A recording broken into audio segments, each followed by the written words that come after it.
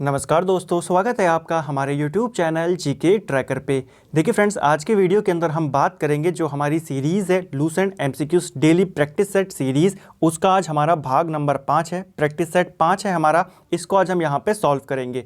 इसके अंदर भी मैंने 20 महत्वपूर्ण प्रश्नों को लिया है एमसीक्यूज की फॉर्म में, विद एक्स्ट्रा फैक्ट हम इनको सॉल्व करेंगे। और इसकी जो मैंने कट ऑफ रखी है तो यहाँ पर आपके कम से कम 16 मार्क्स यहाँ पर आने चाहिए, 16+। तो चलिए आज की वीडियो को शुरू करते हैं। अगर आपने अभी तक जो हमारे प्रीवियस सेट हैं प्रैक्टिस सेट उनको नहीं किया है, आप प्लेलिस्ट में जाके उनको लगा सकते हैं।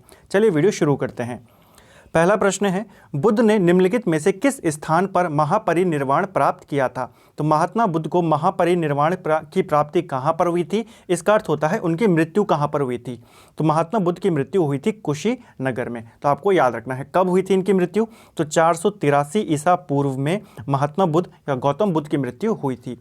कितनी आयु थी इनकी जब इनकी मृत्यु हुई? तो ये उस समय 80 वर्ष के थे। ठीक है, 563 ईस्वी में इनका जन्म होता है, ईसा पूर्व में 563 ईसा पूर्व में इनका जन्म होता है कपिलवस्तु के लुम्बिनी नामक जगह पर। यह आपको याद रखना है। ठीक है, दूसरा प्रश्न है, गौतम बुद्ध ने अपनी मृत्यु के उपरांत बौद्ध संघ के नेतृत्व के लिए किसे नामित किया था? तो महात्मा बुद्ध ने अपनी मृत्यु के बाद उनके बाद बौद्ध संघ का नेतृत्व कौन करेगा, इसके लिए किसी को भी नामित नहीं किया था। ये आपको याद रखना है। ठीक है, तो महात्मा बुद्ध ने किसी को भी नामित नहीं किया था। हाँ, हालांकि उनका जो प्रिय शिष्य था वो था आनंद। ये पूछा जा सकता है कि महात्मा बुद्ध के सबसे ज़्यादा प्रिय शिष्य का नाम क्या था? वो था आनंद।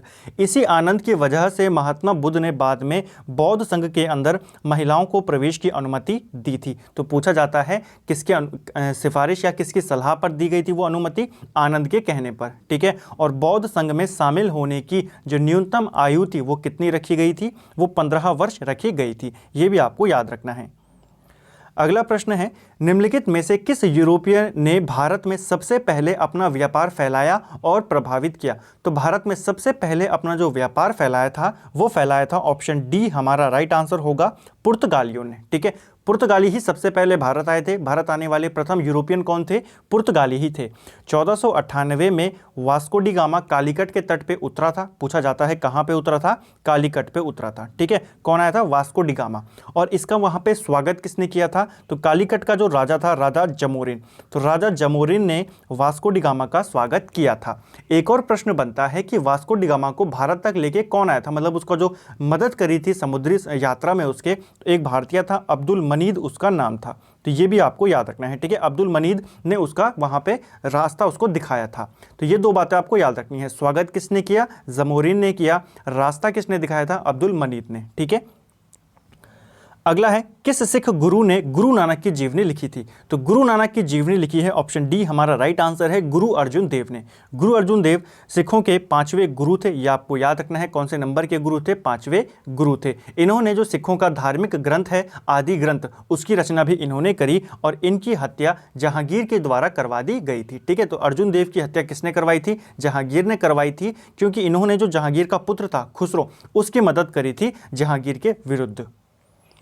अगला प्रश्न है, अंग्रेज़ों का पेंशनर बनने वाला प्रथम मुगल बादशाह कौन था? तो अंग्रेज़ों का पेंशनर बनने वाला पहला मुगल बादशाह था, ऑप्शन ए शाह आलम द्वितीय। तो शाह आलम द्वितीय की अगर हम बात करें तो यह गद्दी पर बैठता है 1759 में और 1806 तक ये मुगल सम्राट रहता है। अंग्रेज़ों ने इलाहाबाद की संधि जो होती है 1765 में, उसके तहत जो मुगल सम्राट था उसको अपना पेंशनर बना दिया था। किसने बनवाया था? रॉबर्ट क्लाइव ने। ठीक है, तो इलाहाबाद की संधि होती है शाह आलम द्वितीय और रॉबर्ट क्लाइव के मध्य, जिसके तहत मुगल सम्राट को पेंशनर बनाया गया था। शाह आलम द्वितीय का अगर हम बात करें, इसका वास्तविक नाम आपको याद रखना है। इसका वास्तविक नाम है अली गौहर। ठीक है, तो अली गौहर किसका वास्तविक नाम था? शाह आलम द्वितीय का वास्तविक नाम था। अगला प्रश्न है, किस धर्म सुधारक की मृत्यु भारत के बाहर हुई थी? तो भारत के बाहर मृत्यु हुई थी, ऑप्शन बी हमारा राइट आंसर है, राजा राम मोहन राय की। ठीक है, तो राजा राम मोहन राय की जो मृत्यु होती है ये भारत के बाहर होती है 1833 में। देखिए, इनको जो ये राजा की उपाधि दी थी ये अकबर द्वितीय ने दी थी और बाद में अकबर द्वितीय ने अपनी पेंशन बढ़वाने के लिए इन्हें लंदन भेजा था। ठीक है, इन्हें ब्रिटेन भेजा था, लंदन भेजा था, जहां पर इनकी मृत्यु हो गई थी। ठीक है, तो ये आपको ध्यान रखना है। राजा की उपाधि किसने दी? लंदन। किसने भेजा? अकबर द्वितीय ने।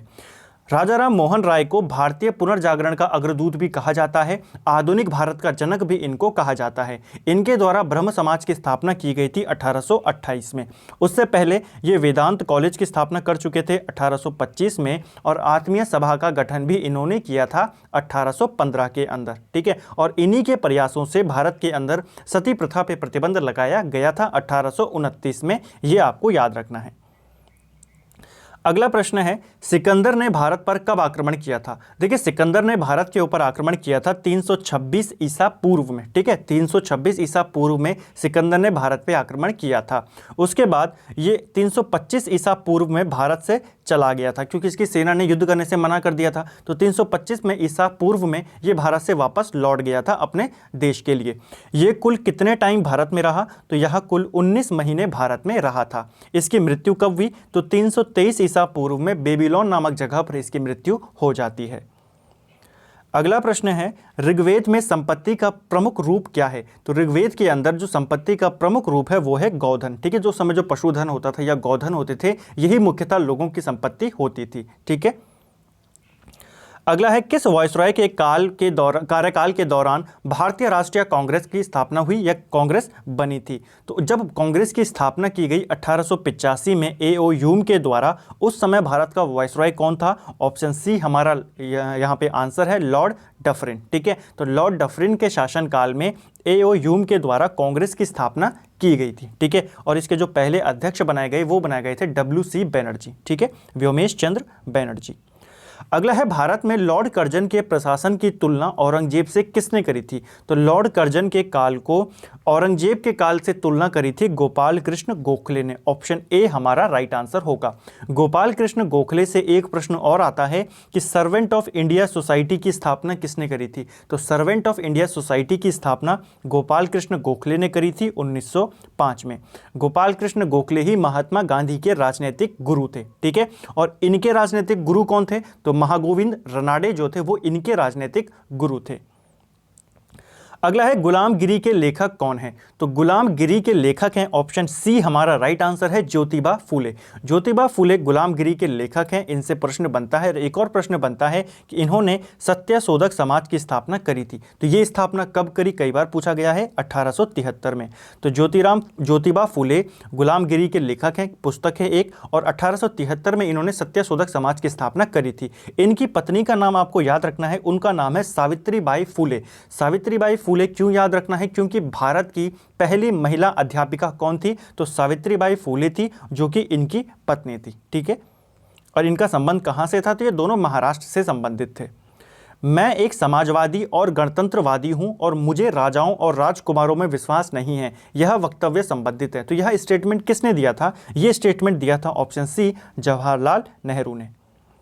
निम्नलिखित में से किस अधिनियम द्वारा भारत के गवर्नर जनरल को अध्यादेश जारी करने की शक्ति प्रदान की गई थी? तो भारत के गवर्नर जनरल को अध्यादेश जारी करने की जो शक्ति दी गई थी वो दी गई भारतीय परिषद अधिनियम 1861 के तहत। ठीक है, तो ये आपको याद रखना है, गवर्नर जनरल पूछे या वॉइसरॉय पूछे, इनको अध्यादेश जारी करने की शक्ति 1861 का जो अधिनियम था उसके तहत दी गई।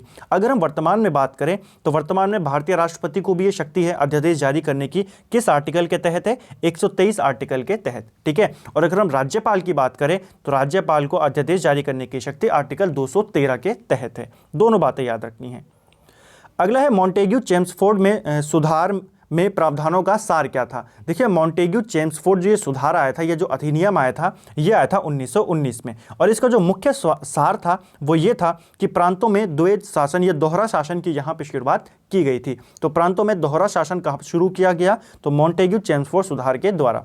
चेम्सफोर्ड कौन था उस समय? भारत का वायसरॉय था। मॉन्टेग्यू भारत सचिव था। ये आपको याद रखना है।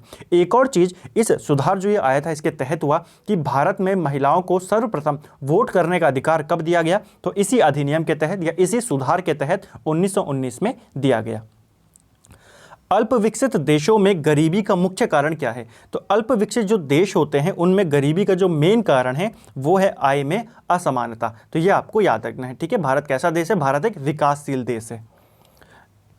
अगला है, कांग्रेस ने भारत छोड़ो आंदोलन का प्रस्ताव किस वर्ष पारित किया था? भारत छोड़ो आंदोलन आपको पता है 8-9 अगस्त 1942 में शुरू हुआ था और कांग्रेस ने इसका जो प्रस्ताव पारित किया था वो 1942 में ही किया था। ठीक है, वहां पे ज्यादा लॉजिक मत लगाना कि 42 में आंदोलन शुरू हुआ तो एक साल पहले इसका प्रस्ताव पारित हुआ होगा। 42 में इसका प्रस्ताव पारित हुआ और 42 में ही ये शुरू हुआ था। ठीक है, जब आंदोलन शुरू किया गया 8-9 अगस्त को, तो 9 अगस्त की सुबह सुबह ही अंग्रेजों के द्वारा एक ऑपरेशन चलाया गया जिसके तहत जितने भी बड़े बड़े नेता थे उस समय सबको अरेस्ट कर दिया गया।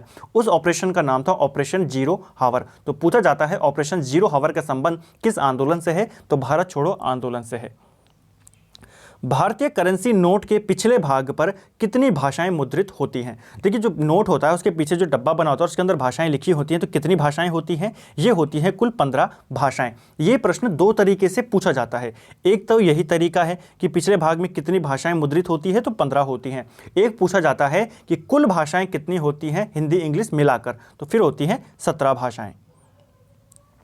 अंतर्राष्ट्रीय तिथि रेखा का निर्धारण किस वर्ष किया गया था? जो इंटरनेशनल डेट लाइन है इसका जो निर्धारण किया गया ये किया गया 1884 के अंदर। ठीक है, और जो अंतर्राष्ट्रीय डेट लाइन है इसको कौन सी रेखा भी बोला जाता है? तो 180 देशांतर रेखा को ही अंतर्राष्ट्रीय जो तिथि रेखा है वो कहा जाता है। ठीक है, तो ये आपको याद रखना है। जब हम अंतर्राष्ट्रीय तिथि रेखा को पश्चिम की ओर पार करते हैं, देखिए जब हम ग्लोब बनाते हैं तो देशांतर रेखाएं क्या होती हैं? जो ऐसे में आती हैं। तो ये हमारी देशांतर रेखाएं, मान लीजिए ये हमारी 180 डिग्री देशांतर रेखा है, ये वाली। ठीक है, तो इधर हो गया हमारा उत्तर, इधर दक्षिण, इधर वेस्ट और इधर ईस्ट। तो जब हम इस रेखा को ईस्ट की ओर पार करते हैं तो हमारा एक दिन बढ़ जाता है, और जब हम वेस्ट की ओर पार करते हैं तो हमारा एक दिन घट जाता है। आप इसको ऐसे में याद कर सकते हो कि जो सूरज है वो पूर्व में उगता है, तो अगर हम सूरज की ओर जाएंगे तो एक दिन बढ़ जाएगा। ठीक है, और जब हम सूरज से दूर जाएंगे, अंधेरे की ओर जाएंगे, तो एक दिन हमारा और कम हो जाएगा। स्थल मंडल के कुल क्षेत्रफल के कितने प्रतिशत भाग पर पर्वतों के विस्तार पाया जाता है? तो पर्वतों का कितना विस्तार है स्थल मंडल पे, तो ये आपको बताना है। तो राइट आंसर है हमारा यहाँ पर ऑप्शन ए 26%। 26% भाग पे पर्वत हैं, 33% भाग पे हमारे पठार हैं और 41% भाग पर मैदान हैं। ठीक है, तो ये आपको याद रखना है। लोक चित्रकला की मधुबनी शैली भारत के किस राज्य में प्रचलित है? बहुत बार ये प्रश्न रिपीट हुआ है अलग अलग एग्जाम के अंदर। तो मधुबनी शैली का जो संबंध है ये बिहार राज्य से है। तो फ्रेंड्स, ये था हमारा Lucent MCQs practice set number 5, जिसमें हमने 20 महत्वपूर्ण प्रश्नों को देखा। उम्मीद करता हूं आपको वीडियो पसंद आया होगा, क्वेश्चंस आपको अच्छे लगे होंगे, क्वेश्चन सारे आपको समझ में आए होंगे। साथ ही जो हमने विभिन्न एक्स्ट्रा तथ्यों को यहाँ पर देखा वो भी आपको अच्छा यहाँ पे लगे होंगे। वीडियो आपको पसंद आता है तो वीडियो को लाइक करें, शेयर करें, चैनल पर नए हैं तो सब्सक्राइब करें और अपना स्कोर कमेंट करके ज़रूर बताएं। Thank you friends.